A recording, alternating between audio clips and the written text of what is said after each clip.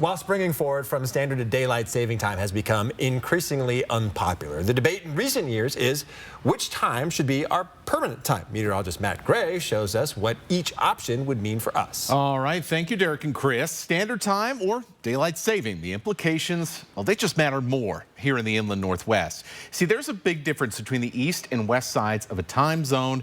The further east you are, the earlier the sun will rise and set. And when you're as far north as we are, those seasonal changes that we see are already enough to deal with when it comes to daylight. Now, Spokane's on the east side of the Pacific time zone, roughly 20 minutes ahead of Seattle and almost 30 minutes ahead of the coast when it comes to sunrises and sunsets. Now, you can see here, that makes quite a difference. But let's show you some more with these changes. Let's pretend we don't spring forward this weekend and we are on standard time forever. Winter would be just like it is now, but if we fast forward to June on the summer solstice, the sun rises bright and early at 3:51 in the morning and would set at 7:51 p.m. No more 8 p.m. sunsets or later. On the other side of the Cascades, with that 20-minute difference, it would be a little bit more normal in June. Now, on standard time, that means 71 days here with sunrises that would come before 5 a.m.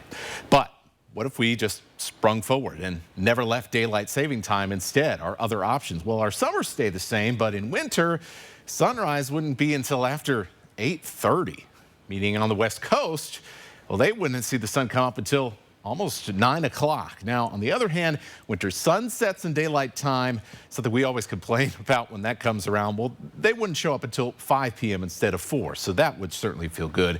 There would be 87 days in Spokane with sunrises later than 8 a.m. with this change. In general, daylight time gives people a more normal day. On the east side of the time zones, while the further west you go, standard time gets more and more benefits, especially in the bigger time zones like the central time zone, the mountain time zone.